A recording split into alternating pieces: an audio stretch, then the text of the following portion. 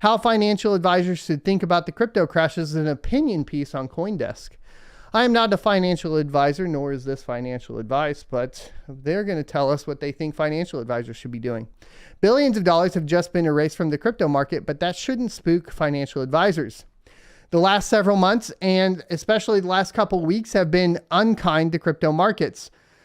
The downturn in prices and the torpedoing of the store of value and non-correlated asset theories about crypto have turned many in the public square against digital assets as both an investment and a new financial system. Financial advisors who were thinking about adding crypto to their practices several months ago are likely to or taking a second look, and rightfully so. Downturns aren't fun, but often they're also opportunities. Contrary to conventional wisdom, could this be a good time for financial advisors to learn about and potentially implement digital assets into their practices? Let's discuss. So obviously, like I've been saying for a while, this is the time of opportunity. And to miss this opportunity, I'll just go ahead and see you guys again in the next bull run after I've already purchased all my equipment once again. And you're asking me, what is a good price for an RTX 3090 Ti? And I'm like, I was buying them for $300 a pop before the bull run. So I don't know what a good price is now, just like I did with the 5700 XTs. But it's like, it's hard because we preach this stuff even through the bull run, and the same thing happens every single time, right? We always end up in a position where interest goes down.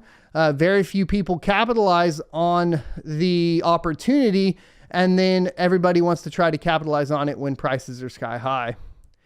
Downturns aren't fun, and we went over that. So what happened?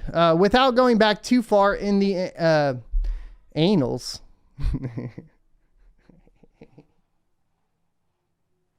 I'm going with it, of crypto lore, we can look to November of 2021. With the world opening back up following the COVID-19 pandemic, we're going to call it the lockdowns. And the realization that we now have trillions more dollars in circulation, not to mention supply chain and production issues, tech stocks started finally falling in value. Bitcoin and crypto also started falling from their all-time highs. At the time, this was just seen as a healthy overall, even with a 40% plus drawdown in Bitcoin price.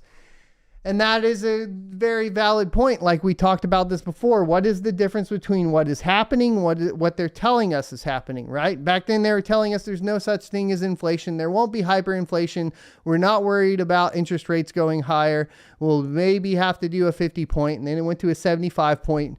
And what is happening in reality compared to what they're telling us is what we need to be paying attention to, because that's going to give us an idea of where we're actually headed and what directions this is all going in, right? Then in May, Terra happened. The $40 billion layer 1 or base layer network lost almost all its value in a few days, pushing the price of Bitcoin down through forced selling in an effort to remain solvent. This drastic fall highlighted some negatives related to crypto, specifically the centralization, poor incentive mechanisms, and adherence to a propped up yield as a tool. And we've been talking about that, of course, with things like Celsius and BlockFi, etc. While the prices leveled out, the overall economy kept looking worse. With 40-year highs in inflation, more supply chain issues, and record energy prices, talk of a coming recession began, which has brought a flight to liquidity and safety from all risk assets. The NASDAQ and the S&P 500 and crypto all fell. The multiple steep drops in Bitcoin and ETH led to the liquidation or near collapse of several hedge funds and lending platforms such as Celsius and Three Arrows Capital. More forced selling, more falling prices. Bitcoin fell below $20,000 and ETH below $1,000. For the last couple of years, we thought we would never see these levels again, but here we are. I thought we would always see these levels again. Now, mine was always 21,000 and 1,100, which, we're pretty close to that. What is it today? 20,400 on Bitcoin and Ethereum at 1,094. I mean, pretty sure we're going to sit right around here for a while. We're going to have dips down. We're going to come back up to it. Dips down, come back up to it, because we're having these traditional financial markets manipulating it. And I think we will see a little bit of another dip here coming up when some of these futures, more futures expire, stuff like that, right? Which I think is coming here soon. I think on the 29th, we're going to see another dip, something like that, if I recall from what I was reading. As an advisor, you should choose to just ignore crypto for a few years or altogether. Based on recent events, price action, and narratives, I wouldn't blame you. You have plenty of possible investment options for your clients. If, on the other hand, you're still determining which direction to take, here are some points for consideration. While the prices of crypto assets are way down, the networks and protocols underlying those assets are still being used. A recent report from the Fed shows that possibly 40 million Americans are using cryptocurrency in some form. Up to 6 million of those people are using it for payments in some sort. And 60% of them have income below $50,000. That's an interesting statistic. So that income below $50,000 and 60% of them having it does mean we are moving into, this is talking about the US in particular, and we're starting to experience hyperinflation and some issues surrounding it, or inflation, I should say, and a possible recession and possible hyperinflation. And if you read up on the situation in Venezuela, it's very interesting to note that these are the same asset classes, or the same, economic class that started in, purchasing Digibyte for transactions, etc. And that's 60% of the US population. It does point to that to me, right? I'm not saying it's going to be like a complete collapse like Venezuela, because the US does control basically the money supply. I'm just saying it's very, very eerily similar to the same situation, where I'm not saying like 50,000 is like lower class, but if it's a family of four, 50,000 is definitely lower class, right? You're talking about, below the poverty line for a family of four, especially as inflation starts hitting right now. That's pretty low income. And if 60% of these people are utilizing it as for payments already, this is very parallel to what happened in Venezuela last bull run, right? The very people who need a new financial system are using it as intended. And the use of the networks will eventually drive the infrastructure adoption and value of the assets. Also, the most recent price downturn due to liquidation happened in a very traditional finance way. Centralized entities were using leverage with crypto as collateral. For the most part, they were not utilizing the decentralized financial system. The decentralized financial system protocols built for lending and trading have held up just fine so far, even with the extreme volatility and liquidations. You know why? Because obviously we saw an example with ST, ETH, and ETH, where when it gets to the point to where the asset has less value, DeFi is going to correct itself. It's going to say, no, there's not enough over here for you to swap into, right? Everybody wants ETH. Nobody wants ST, ETH. We're not going to let you keep swapping it over because, well, the people aren't adding in that pairing anymore.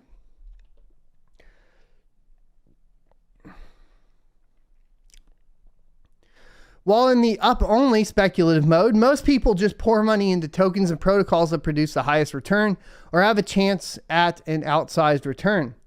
There is maximum FOMO, or fear of missing out, at this stage. And we seldom look at the risks investors are taking to achieve those returns other than the volatility of the assets. When we're in a situation like we've seen in the past several months, we start to better understand the risks of interconnected system, leverage, lack of transparency, etc. We have seen the poor incentive system, which could be gamed in Terra, and the hypothecation, and leverage of Celsius and Three Arrows Capital.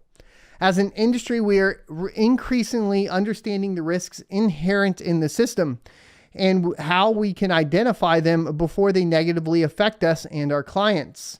What are the risks of holding digital assets on an exchange or even lending them to a centralized company?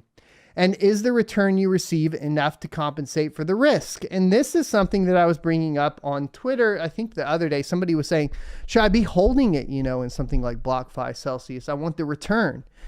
And I was like, if you're holding it over there, it's a centralized service and you may be getting return or numbers on a page, but it doesn't mean anything if you can't pull it out. Basically, you just gave them all your money and you lose it all. You gave them all your crypto and you don't have any of it. You're much better off controlling your keys. If you want to get into earning some interest or something on your cryptocurrency, make sure you're utilizing a true DeFi system, something like Uniswap or Ergo Dex if you're participating in Ergo. Yes, your returns aren't going to be as high, but you're going to control those keys. Take the safer option and control your keys. If it's a large financial investment, just don't even touch DeFi at all either, because that's going to require you to have a hot wallet. And you don't want to have a hot wallet if it's a significant amount of your net worth, right? We are getting better at comprehending the values of transparency as well, as we can predict the level at which major liquidations will happen and even identify the parties that can be liquidated. The increased understanding of transparency and value flows is also contributing to the better potential analysis of the value of certain protocols and their requisite tokens. Even before the downturn, the growth in value and popularity of crypto had pushed U.S. regulators and legislators to talk about increased regulation. The recent events have given them more to talk about. Cynthia Lummis and Kirsten Gillibrand introduced a bipartisan bill to Congress. And stop calling it a bipartisan bill. We've read both sides of that story. That's not true. It is not bipartisan. I just want to make that extremely clear. It's not, right? We've read both sides of the anti-crypto and the pro-crypto letters.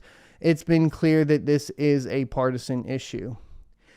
And it followed the executive order from the Biden administration, which gave various agencies marching orders with regard to regulating crypto assets.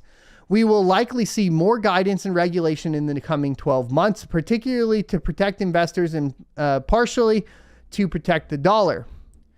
This will make advisors, wealth managers, institutions, and investors feel a bit safer for allocating crypto. I want to bring that up. It's not partially, it's fully to protect the dollar. It is 100% to protect the dollar. That is the primary goal. Whenever there is FUD, like whenever they're like, oh, it's to protect the investor, throw that out the door. It's not like 50% we're worried about protecting the investor.